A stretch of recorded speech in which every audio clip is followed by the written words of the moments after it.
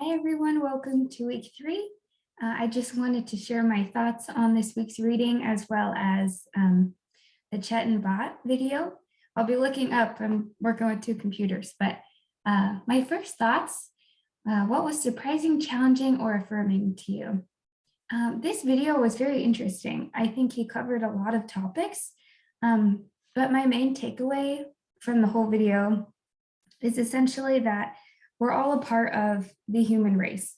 We are all a part of this world, and despite where we grew up or came from, or the identities or labels that we have that our world kind of characterizes, whether that's religion, occupation, age, gender, culture, any of that stuff, all of that comes under the umbrella of being a human, essentially. And I think that's actually a really good reminder, because at the end of the day, even if our lives look very different, or even if our bodies look very different, whether that be skin color or stature, any of that stuff, we're all humans and we can all connect at that basic human level. And that also reminds us to treat everyone as a human and not as less than or greater than because of the labels that we've placed on people from our understanding of them, our very limited understanding of them. So that was actually a very positive part of the video. The second question, in what ways do you agree or disagree with his premise? In just that, we're all human beings. But I also want to be careful in stripping all labels away, because it makes me really go back and ask the question, where did these labels come from? Are they all actually bad? Or, do they all need to be stripped away? Because maybe they don't. A lot of times labels aren't supposed to be negative. It could literally just be a way of categorizing where someone comes from, their background, their history, where they lived. And I don't think those are necessarily bad or can be confining. I think they can be confining when that's all we want to understand about a person, and then we take that limited information and stereotype a person and put them in a box, rather than just getting to know the individual just from a blank slate. And that, location where they're from or culture is just a very small part of who they are as a whole individual. And then the third question, in what ways does his language about his worldview intersect with this week's reading?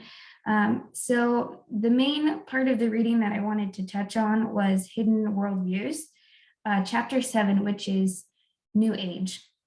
I don't know a lot about New Age. I've definitely heard the term before, but in reading it, how it was described in the book, it's kind of funny. It says, are we gods or are we gods?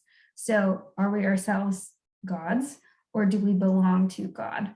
And that is a huge difference between New Age, which is like this influential non-religion of sorts. It views the world kind of like the Chet and Bot video, where everyone is just a human being and we all come under the scope of humanity.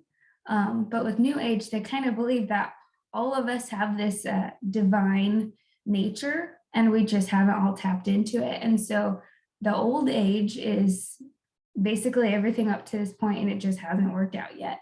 And the new age is where all of us realize our divinity and tap into that and start living as these divine creatures. Whereas Christianity recognizes we all are spiritual, we all have spirits and souls, but the new age is when Christ comes and reigns, and that new age is still to come.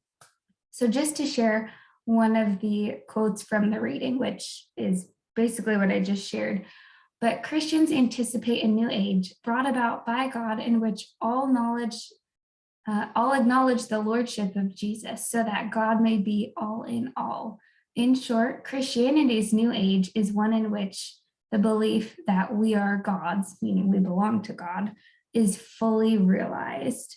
And that's talked about in the Bible too, where every knee will bow in the end, whether in heaven, on earth, every knee will bow. And so this also ties back to the idea that at the end of the day, we are all humans in this in this world, whether it's in history and people have already died, whether we're living, whether it's the kids that will be born in the future.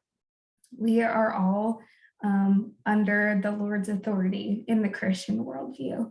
So that just ties together all my thoughts for this week. I really enjoyed this week's reading, and it was challenging, helping me see the world from a different view. So thank you. I look forward to hearing your guys' thoughts.